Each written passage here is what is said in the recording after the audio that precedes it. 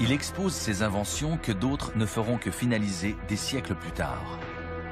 Et il nous dit quelle vérité se cache derrière l'œuvre la plus célèbre de tous les temps, le portrait de la Joconde.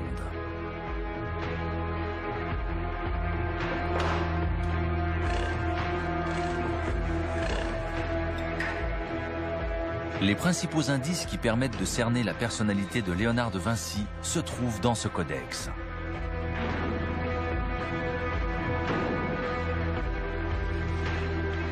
« 6000 pages nous sont parvenues. Elles sont réparties dans différents recueils, dont certains sont conservés à l'Institut de France. Mais la plus grande collection de dessins du maître est là, dans le Codex Atlanticus.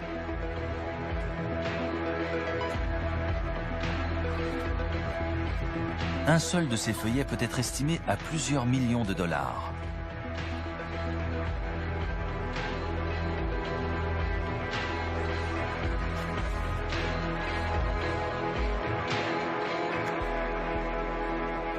Pour la première fois, des caméras ont été autorisées à pénétrer dans le coffre souterrain et à filmer ce codex.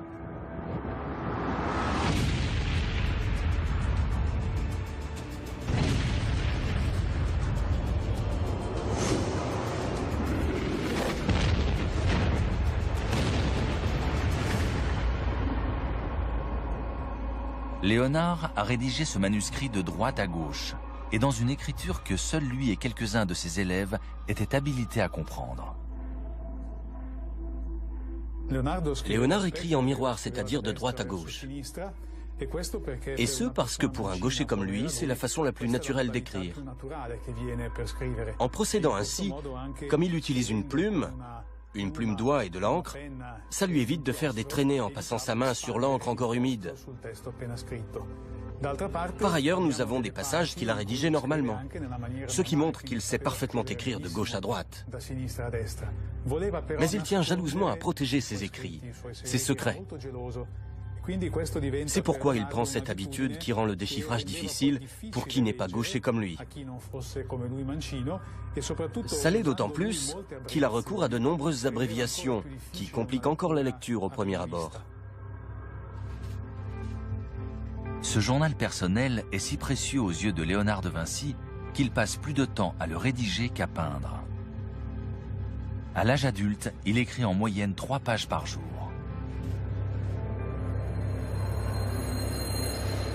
Tout le passionne jusqu'à l'obsession. L'ingénierie, la géologie, la biologie et l'anatomie. Ce n'était pas une pratique inhabituelle que de prendre des notes d'après observation, de faire des esquisses, des croquis sur le vif. C'est la quantité d'études que Léonard a produites tout au long de sa vie qui est exceptionnelle. Son champ d'intérêt n'était pas seulement d'ordre artistique, il couvrait bien d'autres domaines. C'est ce qui faisait déjà de lui un personnage singulier aux yeux de ses contemporains. Les 1919 pages manuscrites qui constituent le Codex Atlanticus sont également riches en indices qui nous révèlent quel genre d'homme était Léonard de Vinci.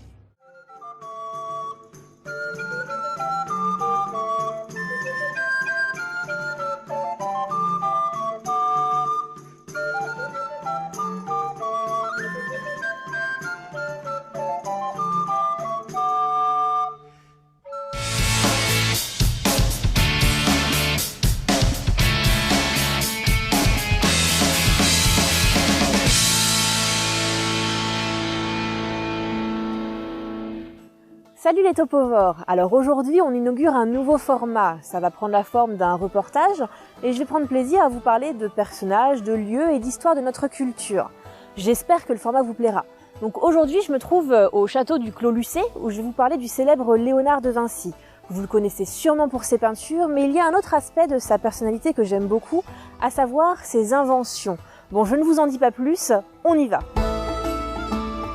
Avant de vous expliquer ce qui m'intéresse chez Léonard, je pense qu'il est important d'en apprendre un petit peu plus sur sa vie. Ce génie est né à Vinci, en Italie, en 1452. Il a 14 ans lorsqu'il est envoyé à Florence comme apprenti dans un atelier de peintre. Et il entre à la Guilde des peintres à l'âge de 20 ans. Sa carrière débute avec des œuvres comme la Vierge à l'œillet ou l'Annonciation. Mais Léonard de Vinci ne touche pas qu'à la peinture et il s'intéresse aux sciences, à l'anatomie, la botanie, la musique, la poésie, l'architecture, la philosophie, la sculpture, bref, beaucoup de domaines dans lesquels il n'aura de cesse de chercher à décortiquer les principes pour en comprendre les fonctionnements. Cependant, il est important de noter que beaucoup de ses trouvailles ne sont pas si originales que l'on pourrait le penser, mais sont souvent influencées par les recherches de ses prédécesseurs et contemporains. Quoi qu'il en soit, dans un souci de rigueur et de véracité, Léonard de Vinci schématise ses recherches de manière quasiment encyclopédique. C'est ce qui lui vaudra d'être considéré aujourd'hui comme le symbole de l'homme de la Renaissance et sûrement comme la personne la plus talentueuse dans le plus grand nombre de domaines différents. Mais c'est malgré tout la peinture qui lui donnera sa renommée puisqu'il deviendra célèbre notamment grâce à la scène réalisée en 1495.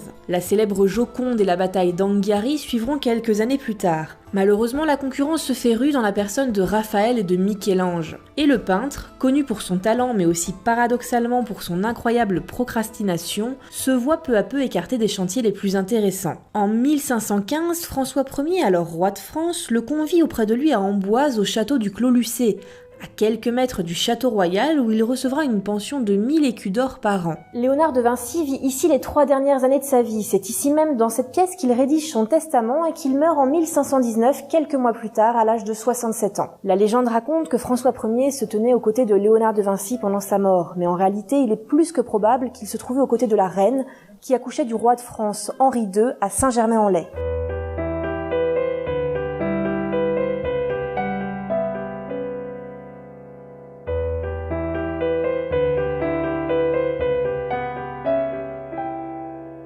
Tout au long de sa vie, Léonard de Vinci n'a de cesse que de créer et c'est tout naturellement qu'il s'intéresse aux objets du quotidien afin de les améliorer pour faciliter la vie. Ainsi, on sait qu'il a travaillé sur des modèles de marteaux mécaniques, de scaphandres, de machines pour travailler les vis en bois, mais encore sur des skis flottants, des roulements à billes, des machines à polir les miroirs ou la calculatrice. La plupart de ces inventions sont malheureusement restées sous forme de plans. Du coup, par exemple, pour le scaphandre, on sait que s'il avait été utilisé tel quel, l'homme sous le casque n'aurait pas pu respirer. Quant à la calculatrice, l'invention est très controversée puisque nous n'avons retrouvé qu'un plan qui pourrait être les prémices d'une machine de calcul, ou alors toute autre chose comme une machine permettant d'augmenter les vitesses de rotation. Nous ne saurons malheureusement jamais. Ici, avec cette machine, il reprend un principe de la vis d'Archimède, qui existait bien avant, qui permet de faire remonter l'eau sur un pan incliné.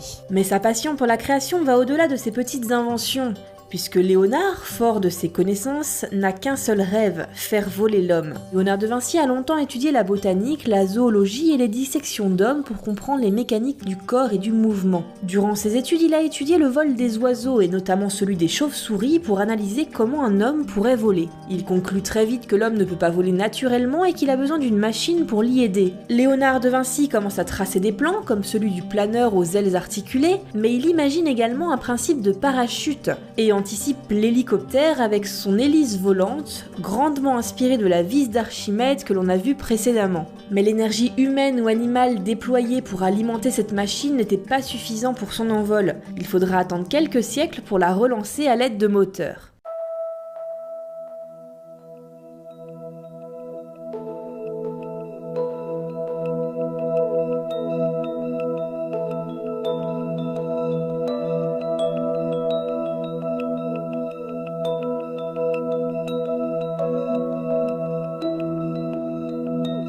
Mais les ambitions de Léonard de Vinci ne s'arrêtent pas là puisque celui-ci travaille activement en tant qu'ingénieur dans le génie militaire. Que ce soit en Italie ou en France, Léonard de Vinci fait part de son savoir afin d'améliorer les techniques de combat et de défense. En s'inspirant des techniques du Moyen-Âge et de l'Antiquité, Léonard de Vinci innove en utilisant de nouveaux matériaux comme l'acier et il réalise des armes comme la mitrailleuse à 3 registres et à direction multiple ainsi que le char d'assaut. Mais il se préoccupe également de la défense de la cité et imagine toutes sortes de ponts pour défendre les villes.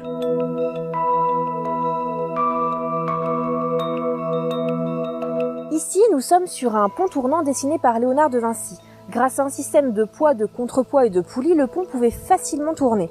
Cela permettait aux bateaux de passer, mais également de bloquer l'arrivée des ennemis. Toujours dans l'idée d'améliorer la vie quotidienne et dans la continuité de ses recherches en génie militaire, c'est naturellement qu'il s'intéresse aux constructions des cités et qu'il cherche des solutions pour les améliorer. Les améliorer, oui, mais aussi proposer des plans afin de créer la cité qui serait idéale, ou plutôt fonctionnelle, avec des rues superposées, des systèmes d'évacuation des eaux, des écuries grandioses et pour surplomber le tout, un palais sur l'eau. Malheureusement, Léonard de Vinci n'aura jamais l'occasion de superviser les travaux, et après sa mort, il fut bien difficile de déchiffrer ses croquis, puisqu'a priori, ceux-ci avaient près de 2 siècles d'avance sur les avancées technologiques et scientifiques.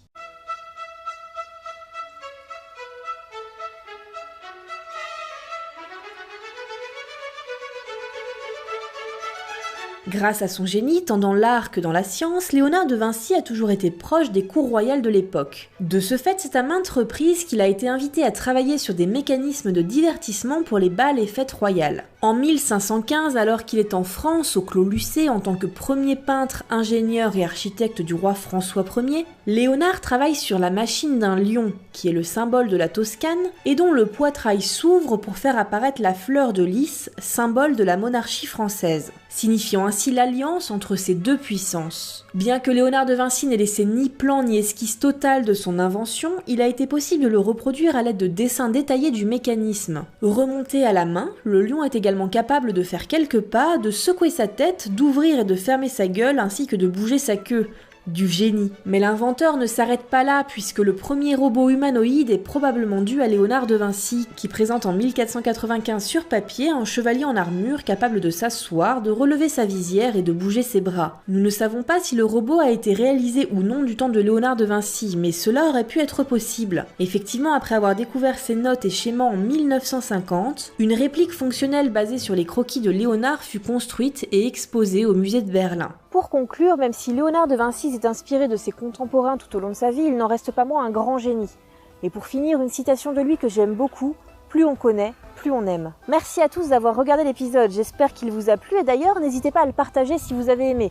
Vous pouvez me retrouver sur les réseaux sociaux, sur Facebook et sur Twitter. Et en attendant, moi je file. À la prochaine!